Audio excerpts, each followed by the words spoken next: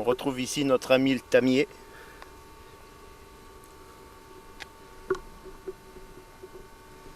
C'est très joli, moi je trouve ça, avec quoi ça brille. Voilà. Ah, la ciguë, la grande ciguë. Alors là, toxique, s'il en est.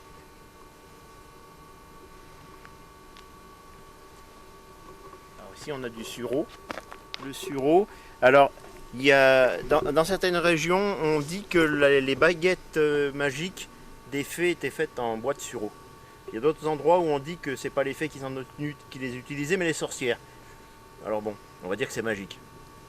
Et le sureau, les jeunes pousses cuites dans de la soupe en petite quantité, c'est comestible. En grande quantité, ça vous purge beaucoup trop. Et par contre, le fruit, c'est pas encore le moment, le fruit, lui, est comestible cuit. Et dans quelques temps, quand il y aura la fleur aussi peut se manger. Alors vous allez nous dire, la ronce et l'ortie, mais la ronce on ne la voit pas venir. Et bien là voilà. Et il y a plusieurs sortes de ronces. Là, on a la bonne vieille ronce des familles, qui est celle qui nous donnera des mûres délicieuses dans quelques temps. Voilà.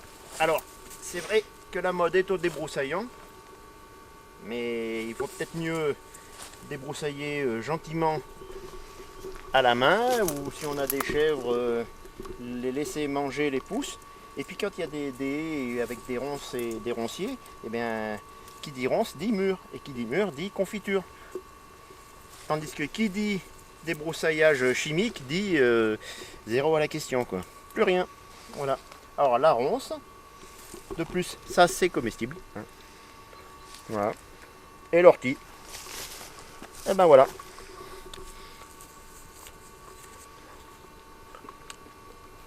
Là on a des pervenches. Alors il paraît que, bon ici c'est probablement pas le cas, ça sera le mauvais exemple, il paraît qu'on trouve souvent des pervenches là où il y a des ruines. Parce que c'est une plante qui a été a priori apportée d'Orient et qui a été plantée par les seigneurs autour de leur château.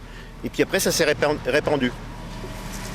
Donc, il y a des personnes qui cherchent des chercheurs de trésors ou comment on peut dire, d'indices de ce qui s'est passé autrefois, qui cherchent dans les bois et contre les rochers, les coins, enfin sous les rochers, les coins où il y a des pervenches, et qui se disent tiens, c'est un bon indice, il y a peut-être bien quelque chose à gratter. Ici, peut-être qu'il y avait quelque chose, mais c'est pas forcé non plus, mais à savoir. On s'apercevra peut-être par la suite que quand on trouve effectivement des pervenches dans les bois, souvent on s'aperçoit qu'il y a des pierres, des vieilles pierres. On va faire la recherche à l'envers, nous, c'est-à-dire qu'on va attaquer par chercher d'abord, on va chercher la pervenche pour trouver la pierre, des fois on va chercher la pierre pour trouver la pervenche. Alors là, nous avons l'Achillée millefeuille, très jolie. Dans quelques temps, il y aura une hampe de fleurs blanches, parfois roses. Alors ça, c'est une plante qui est pleine de vertus. Elle est utilisée pour soigner pas mal de choses. Elle est comestible. Et alors ça, à consommer avec modération, mais quelques brins d'Achillée millefeuille, avec ou sans fleurs, dans de l'eau de vie, ça vous fait une liqueur sensationnelle. À manger comme ça tout cru, c'est pas terrible, faut bien le dire. Mais en sauce, c'est bon. Je crois que c'est un petit goût, c'est un goût astringent. C'est-à-dire que c'est pas vraiment amer, mais c'est particulier, il faut s'y habituer. Personnellement, ça me dérange absolument pas. Mais il y a des personnes qui, je pense, trouveraient ça horrible. Donc Achillea millefolium.